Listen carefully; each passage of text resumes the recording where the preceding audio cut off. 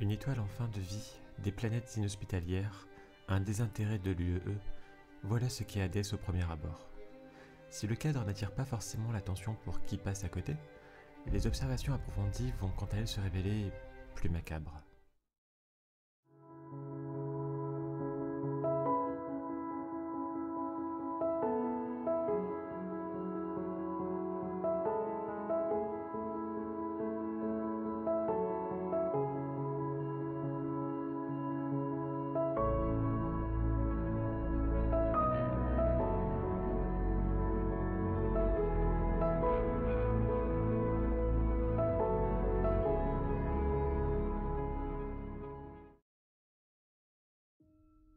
Le système Hadès fut découvert en 2515 par des voyageurs peu scrupuleux qui l'utilisèrent comme couloir de passage afin de transporter des contrebandes et autres marchandises volées.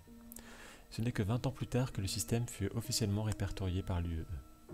Son étoile arrivant en fin de vie ne permet pas la présence d'une zone habitable, tandis que ces planètes ne sont ni plus ni moins que des roches stériles errantes.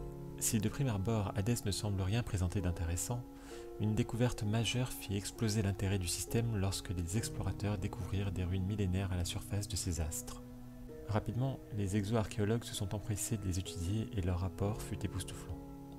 Non seulement les restes d'une grande civilisation étaient présents sur les planètes, mais plus encore d'immenses cratères balafraient celles-ci, prouvant qu'une guerre civile à échelle démesurée avait eu lieu. Le summum de ces affrontements se trouve sur Hadès IV, une planète brisée en deux par ce qui semblerait être une arme d'une puissance incommensurable. D'après les rapports, voici le peu qu'il a été possible d'apprendre sur l'histoire du système. Hadès était autrefois habité par une civilisation que l'UEE nomma les Hadésiens. Physiquement, il est possible de déterminer approximativement leur apparence, mesurant un peu plus de 2 mètres, avec un gros corps encombrant, une tête, plusieurs paires de jambes, divers appendices selon les individus, et de gros bras musclés. Socialement et technologiquement, les Hadésiens étaient capables de construire des cités à perte de vue et de coloniser les planètes de leur système, prouvant donc un niveau avancé, mais n'avaient pas encore acquis la technologie du voyage en dehors de leur système. La seule marque culturelle recensée est ce qui semblerait être un instrument de musique, prouvant donc qu'il existait une culture artistique. À l'heure actuelle, un seul artefact nous est connu, à savoir le quart de disque, dont la fonction nous est encore inconnue.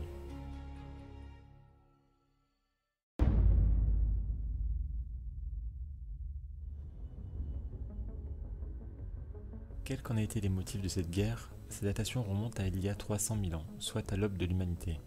Ces traces sont visibles sur toutes les planètes, dont des bombardements intensifs via un arsenal différent de celui connu des humains, et comme cité plus tôt, une planète littéralement brisée en deux. Dans le cas de cette dernière, nous ignorons encore si cette destruction eut lieu en début, milieu ou fin des combats, ni même si cela était intentionnel, mais elle prouve l'intensité folle et sauvage qu'avaient dû prendre ces affrontements.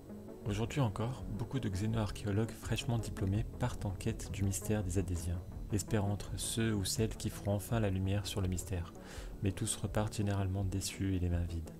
Pourtant, des soupçons indiquent que d'autres ruines seraient potentiellement présentes dans les sous-sols des planètes, conservant peut-être d'autres indices et artefacts à l'abri des flammes d'antan et des effets du temps.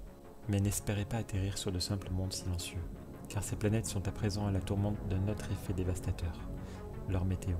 Hadès 2 et 3 en particulier, où sont présentes la plupart des ruines à perte de vue, sont en proie à une atmosphère toxique, des tornades, des vents violents, et seules les combinaisons environnementales les plus résistantes peuvent permettre à qui en aura l'audace d'explorer ces cimetières oubliés.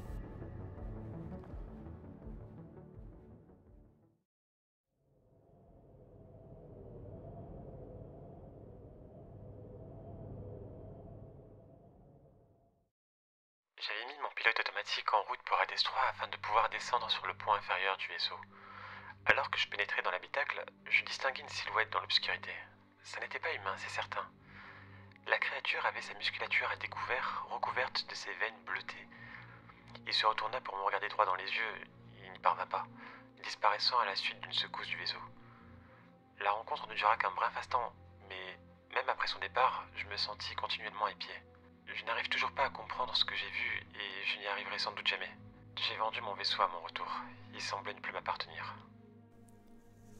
Ceci était l'un des nombreux témoignages recensés sur de supposées apparitions fantomatiques à bord de vaisseaux par des pilotes de tout horizon et de toute espèce. Pour l'heure, aucune preuve tangible n'a encore été avancée, mais la prudence est fortement recommandée car on ignore s'il s'agit là de formes de vie inconnues, d'hologrammes ou de simples hallucinations. De nombreux mystères habitent Hadès, qu'il s'agisse d'artefacts anciens, d'apparitions fantomatiques ou encore d'armes tueuses de monde, et de nombreux obstacles se dressent sur la route de ceux qui espèrent trouver des réponses. Mais qui sait, peut-être que vous, explorateurs, aurez l'audace de faire la lumière dans les enfers.